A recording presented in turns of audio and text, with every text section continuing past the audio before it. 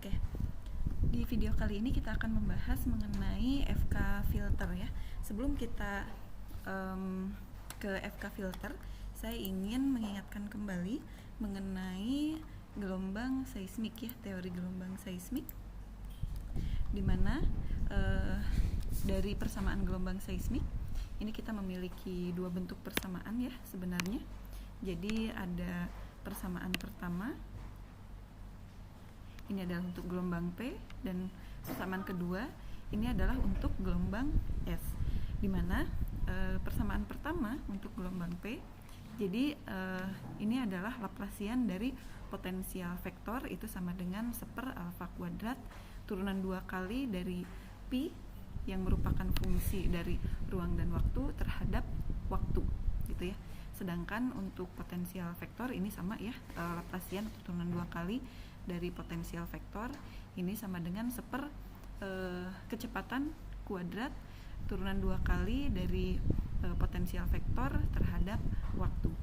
Nah, di sini kita punya alfa ini adalah kecepatan gelombang P, dan di sini beta ini adalah kecepatan gelombang S gitu ya. Lalu di sini kita punya solusi dari persamaan gelombangnya, di mana pi sama dengan eksponensial pangkat i dikali kx, di mana k dan x ini adalah vektor ya, dikurangi omega t. Nah, kalian tentu juga familiar ya dengan transformasi Fourier, di mana transformasi Fourier itu dalam data satu dimensi biasanya kita mentransformasikan data dari domain waktu menjadi domain frekuensi ya, dan kita juga bisa melakukan transformasi Fourier 2 dimensi gitu. Nah, kenapa sih harus 2 dimensi gitu ya transformasi Fourier-nya? Biasanya pengolahan data multi-channel seismik itu kan biasanya multi-channel ya. Itu pengolahan data multi-channel itu bisa kita artikan secara umum itu sebagai proses pengolahan di mana dia mengoperasikan beberapa trace secara simultan gitu. Jadi bukan hanya satu trace saja, tidak satu dimensi. Nah, pengolahan data multi-channel ini berguna pada identifikasi noise yang biasanya dibedakan dari trace ke trace lainnya gitu, dan juga berguna untuk peningkatan sinyal to noise ratio gitu. Nah, analisa transformasi Fourier 2 dimensi adalah dasar untuk melakukan analisa atau pengolahan data multi-channel gitu ya. Nah, pada kasus 1 dimensi gitu, kita punya persamaan forward dan juga inverse dari transformasi Fourier antara domain ruang dan frekuensi dan juga domain ruang dan waktu sebagai berikut ya. Jadi ini untuk mentransformasikan data yang dari awalnya dia domain ruang dan waktu menjadi domain ruang dan frekuensi. Nah, lalu yang sebelahnya ini adalah persamaan inverse-nya untuk mengembalikan yang tadinya yang dia dari domain ruang dan frekuensi, kita ingin kembalikan lagi ke domain ruang dan waktu gitu. Nah, kita dapat melakukan transformasi Fourier untuk mengkonversi juga data dari domain ruang waktu menjadi domain bilangan gelombang dan waktu gitu.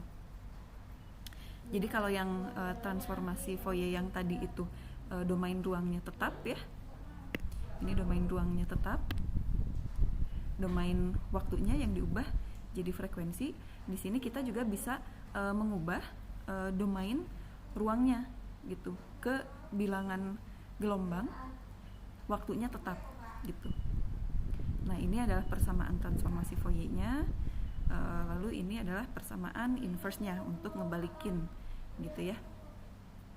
Nah, lalu kita bisa mengkombinasikan dua persamaan tersebut untuk melakukan transformasi Fourier 2 dimensi gitu. Jadi kita aplikasikan integral lipat 2 gitu, sehingga kita bisa mengubah data dari domain ruang dan juga waktu menjadi data domain bilangan gelombang dan frekuensi. Nah, alurnya secara prinsip seperti apa sih untuk melakukan transformasi Fourier 2 dimensi? Kita bisa lakukan dengan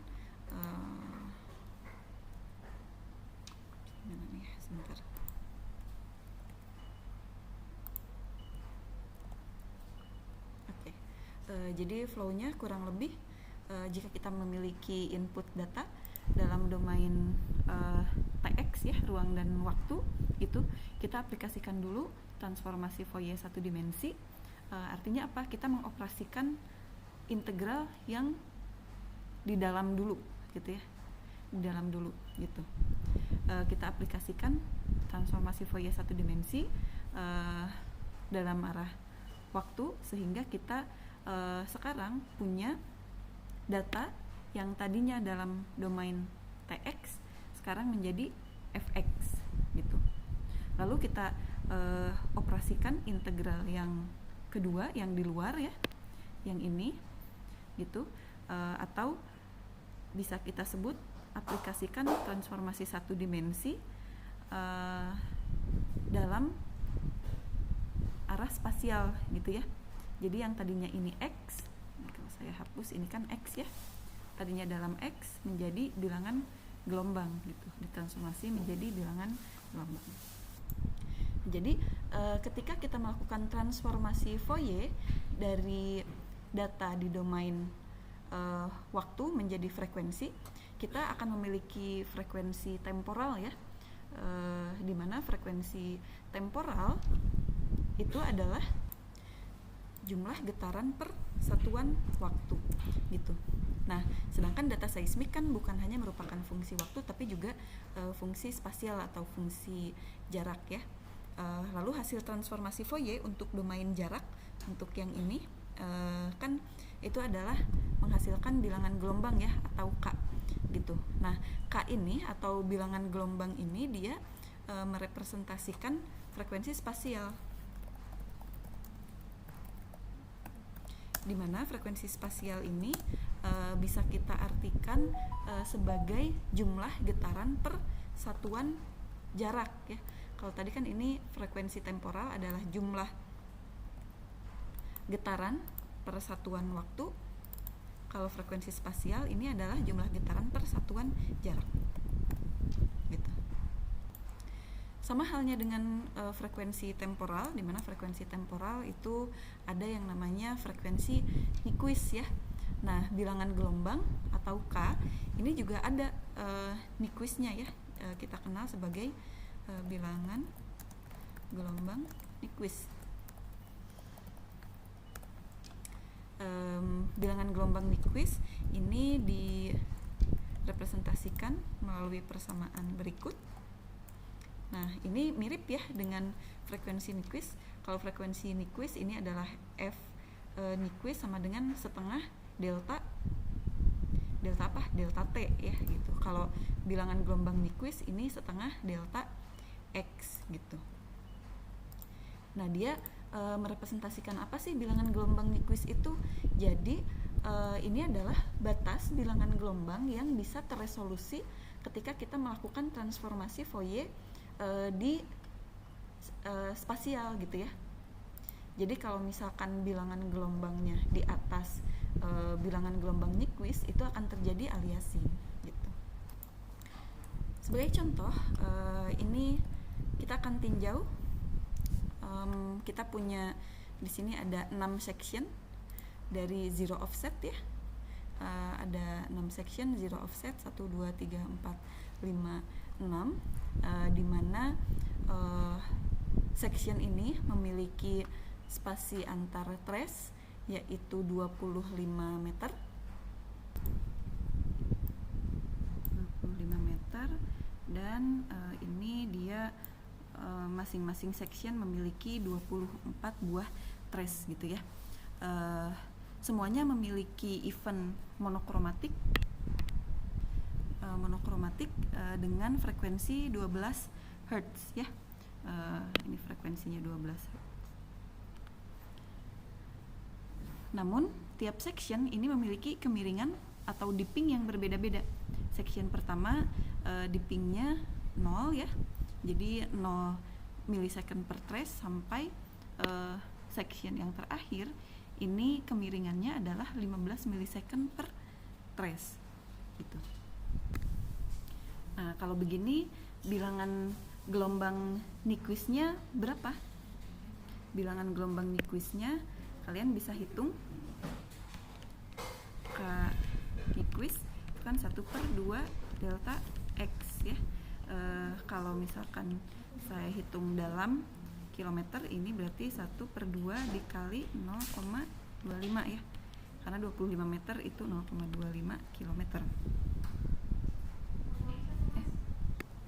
0,025 ya harusnya.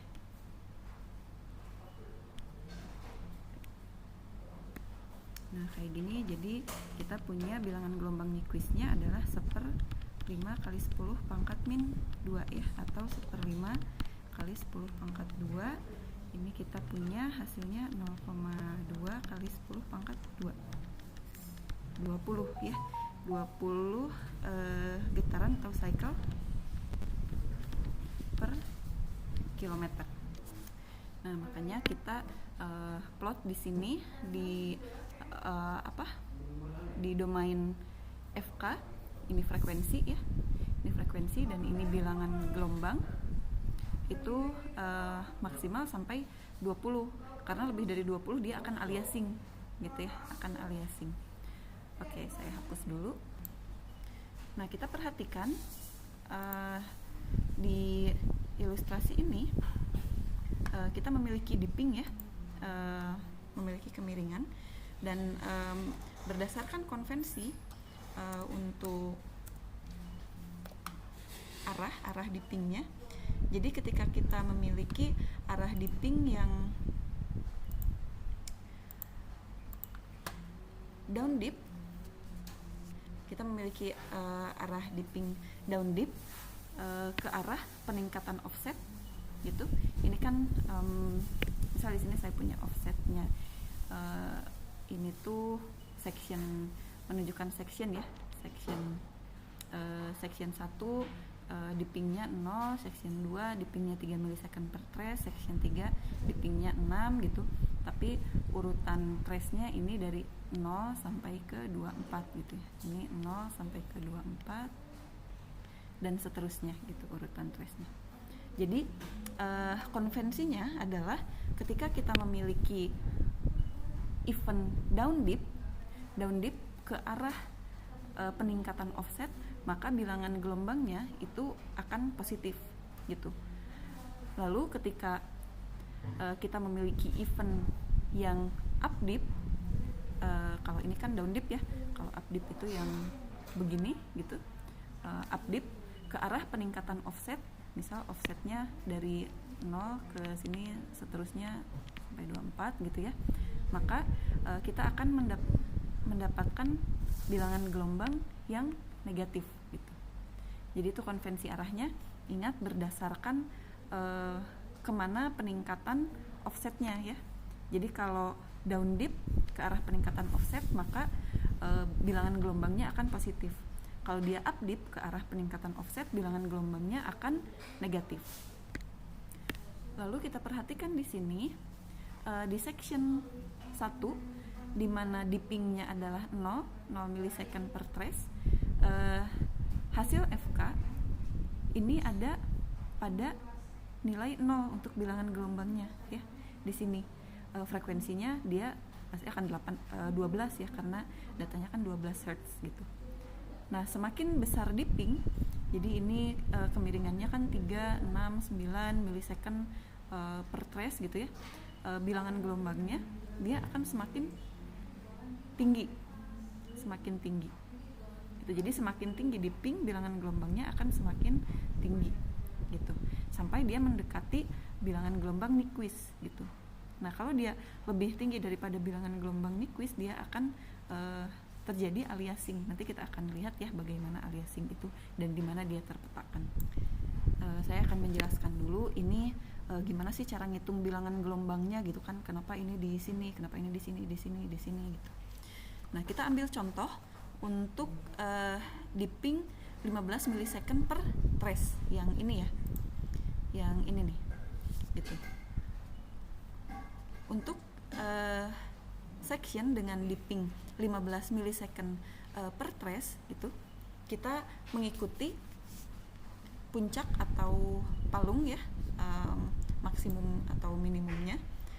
Kita akan ikuti ini, lalu kita pertama kali kita hitung total delta time-nya antara puncak-puncak yang kita pilih gitu. Jadi kan kita antara puncak-puncak deltanya kan ada 23 trace ya gitu. Ada 23 trace, lalu dikalikan kemiringannya 15 milisecond per trace. Maka kita akan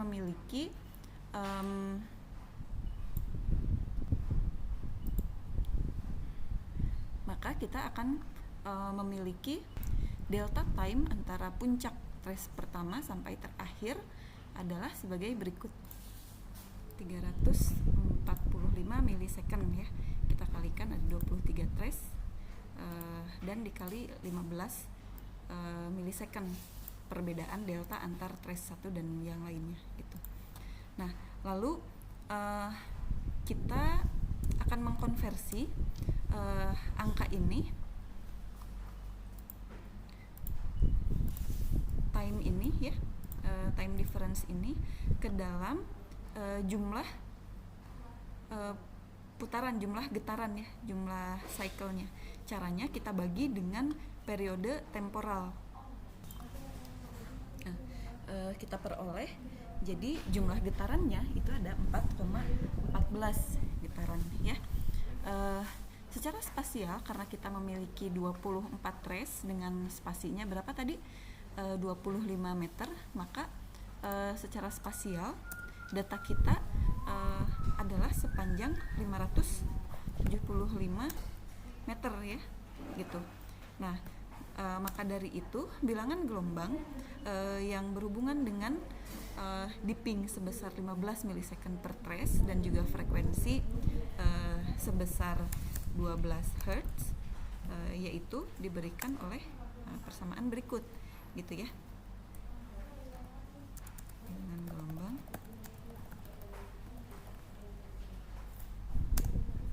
itu sama dengan ini ya, 4,14 cycle dibagi dengan jaraknya. Jaraknya kan 575, cycle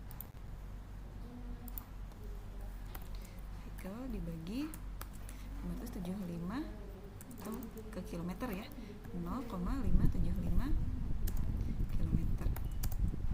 Nah, maka kita akan memperoleh bilangan gelombang yaitu 7,2 getaran atau cycle per kilometer gitu. Nah, kalau kita plot di kurva FK, di domain FK ini 7,2 itu kan sekitar sini ya. Ya, sekitar sini nih. Nah, sekitar sini gitu. Nah, dengan cara yang sama kita bisa menghitung bilangan gelombang untuk dipping yang lainnya gitu. Oke, lalu bagaimana jika frekuensinya saya naikkan? Bagaimana jika frekuensinya saya naikkan, di mana data itu akan berubah ya.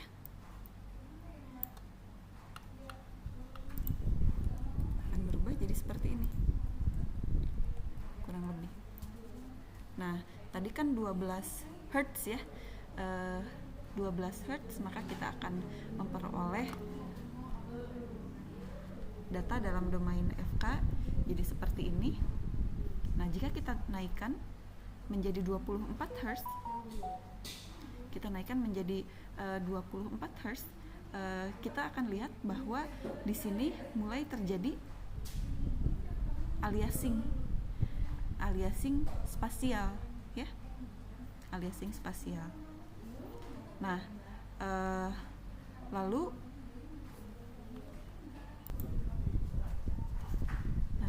di frekuensi ini aliasi spasial ya. Ini lalu ketika kita memiliki data dengan frekuensi 36, kita tingkatkan lagi gitu, maka di sini kita tidak di di section ke 5 dan ke 6 ini justru kita sudah mulai tidak melihat sudah susah gitu ya membedakan dippingnya kemana nih gitu. Kalau di section 1 sampai 4 ini kan masih kelihatan tuh dippingnya positif ya, dippingnya positif. Nah ini mulai nggak kelihatan nih, bahkan mulai sketcher gitu ya, kayak papan catur, malah yang tadinya harusnya positif ini kalau dilihat dari sisi yang lain gitu kan, ini bisa juga negatif malah dippingnya gitu. Nah maka ini si domain ketika dikonversi ke domain FK dia akan bingung gitu. Nah di sini terjadi aliasi spasial ya, mulai terjadi aliasing spasial gitu. Oke. Lalu di 48 Hz juga kita sama akan mengamati ini udah bingung ya dippingnya kemana nih gitu, dippingnya antara section ke-6 ke 5 ke 4 juga ini mulai tidak terlihat gitu ya dippingnya kemana. Nah ini terjadi spasial aliasing. Terus semakin tinggi frekuensi gitu ya, maka ini ada contoh lagi untuk frekuensi 60 ya, dari tadi 48 sudah, ini frekuensi 60 ini juga ada aliasing spasial. Nah karena data seismik kan biasanya tidak hanya satu komponen frekuensi aja gitu, nggak cuma frekuensi 12 Hz aja, nggak cuma frekuensi 36 atau 48, biasanya dia gabungan frekuensinya dari low sampai high frekuensi gitu. Nah jadi jika kita kombinasikan ini data seismiknya di setiap frekuensi, nah kita akan melihat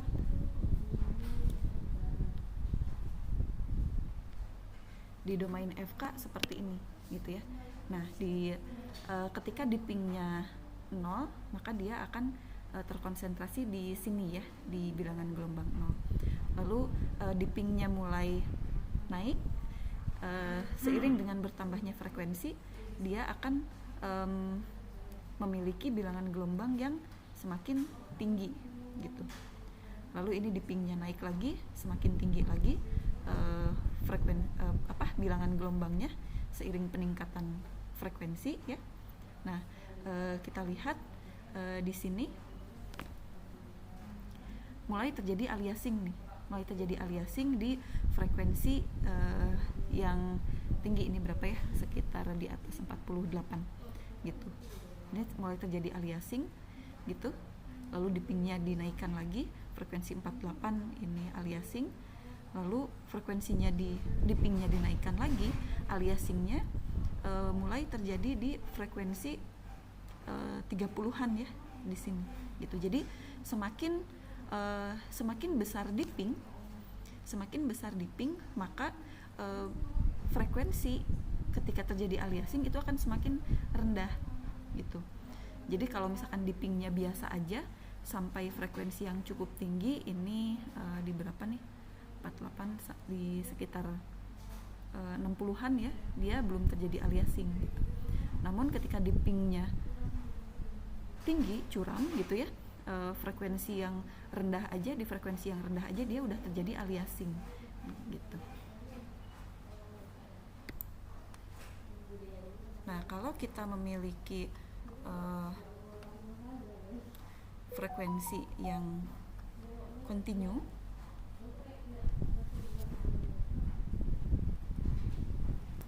kita langsung ke data aja deh. Saya akan langsung ke contoh data ya. Nah di sini kita punya data dalam domain TX ya. Data dalam domain TX, di sini kita punya 3 gather, itu sort gather ya. Di sini kita bisa mengidentifikasi ada ground roll ya, direct wave, dan juga ada refleksi-refleksi yang ketika dipetakan ini dalam domain FK-nya. Ini untuk gather pertama yang ini ya, domain FK-nya, gather kedua domain FK-nya ini, dan gather ketiga domain FK-nya ini. Nah, lihat ini kan 0-nya di sini ya, offsetnya tuh 0-nya di sini. Ini 0, ini 0, ini 0, ke sana offsetnya bertambah ya, ke sana offsetnya bertambah. Nah, berarti seiring penambahan offset, ingat seiring bertambahnya offset, dia dippingnya adalah down dip ya, down dip, sehingga FK-nya di domain FK kita akan mengharapkan dia akan ada di kuadran positif gitu, positif, bilangan gelombang yang positif gitu. Nah, di sini refleksinya, gelombang refleksi itu akan terbalik ya. Jadi kalau kita perhatikan di sini nih, ketika dippingnya ini down dip, ketika dia down dip, maka di domain FK-nya dia akan up dip gitu ya, dan sebaliknya. Nah, di sini kita lihat gelombang refleksinya ini kan down dip ya, kayak gitu. Maka di sini di FK-nya dia akan up dip gitu. Lalu di sini ground roll-nya dia down dip, maka yang A ini dia akan up dip gitu, dan seterusnya untuk yang B dan C untuk direct wave dan juga noise linear gitu. Nah, di sini kita mengamati ada aliasing ya, ada aliasing. Ini sama untuk gather kedua. Ini adalah data untuk gather kedua. Jadi refleksinya di sini yang tadinya down dip di domain FK jadi up dip. Lalu ground roll-nya ini yang F, ini yang tadinya down dip dia jadi up dip ya, sama-sama linear, lurus, di sini juga jadi lurus gitu. Nah, ketika kita lakukan FK filter terhadap data tersebut,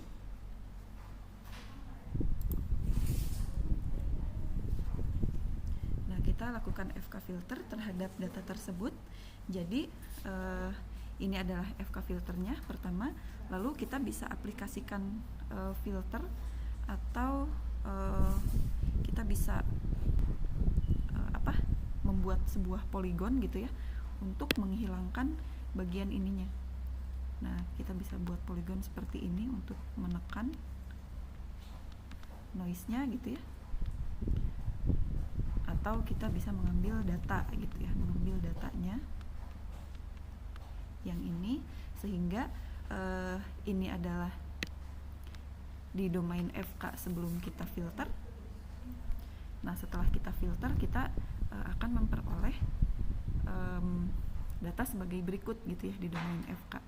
Jadi noise linearnya ini sudah dihilangkan.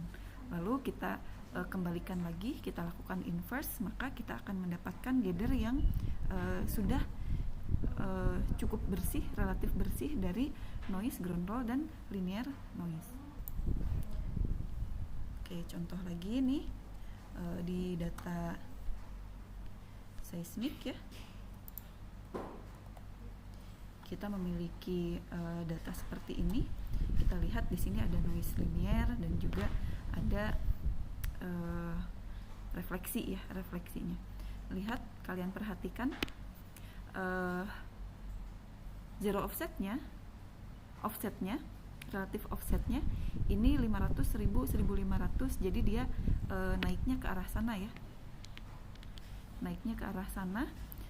Maka kita lihat data kita ini kan yang ini ya. Nah, dia up dip justru ya, ke arah peningkatan offset. Maka kita akan mengharapkan data kita itu ada di kuadran negatif ya, negatif bilangan gelombangnya. Nah, di sini kita punya bilangan gelombang yang negatif itu ini nolnya, negatif di sebelah sini ya, ini yang positif. Nah ini adalah data kita gitu, ini adalah data kita, ini noise-nya gitu. Nah ini ada aliasing ya, noise-nya, jadi ada di kuadran sini dan kuadran sini. Lalu kita bisa aplikasikan filter, jadi kita akan ambil yang data kita saja gitu ya, sehingga kita setelah difilter kita akan mendapatkan hasil seperti ini. Nah, kita akan mendapatkan hasil seperti ini. Jadi yang tadi di sebelah sini kita hilangkan ya, yang lainnya noise-nya, sehingga kita mendapatkan data yang relatif bersih dari noise linear gitu. Nah, lalu FK filter juga bisa digunakan untuk proses demultiple ya, untuk menghilangkan multiple. Bagaimana caranya? Biasanya multiple kan dia memiliki tren kurvatur yang lebih tinggi daripada data ya, kurvaturnya lebih tinggi gitu.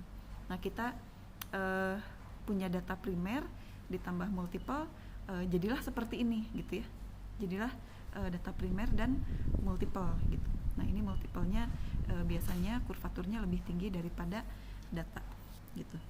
Ini data sintetik ya. Nah proses demultiple ini sedikit tricky ya. Jadi ada triknya. Pertama kita akan mulai dengan melakukan NMO gitu ya. Jadi dari data yang tadi itu yang terdiri dari multiple dan juga primary reflector, itu kita lakukan NMO. Namun NMO yang kita lakukan itu velocity-nya di bawah velocity yang seharusnya gitu. Jadi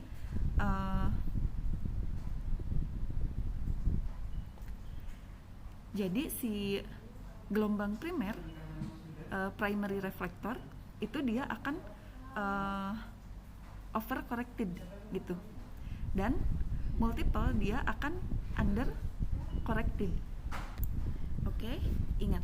Jadi ini ada tren yang berbeda ya antara primary reflector dan juga multiple, di mana primary dia over corrected dan multiplenya dia under corrected gitu. Kita ambil velocity antara velocity multiple dan velocity primary reflector gitu.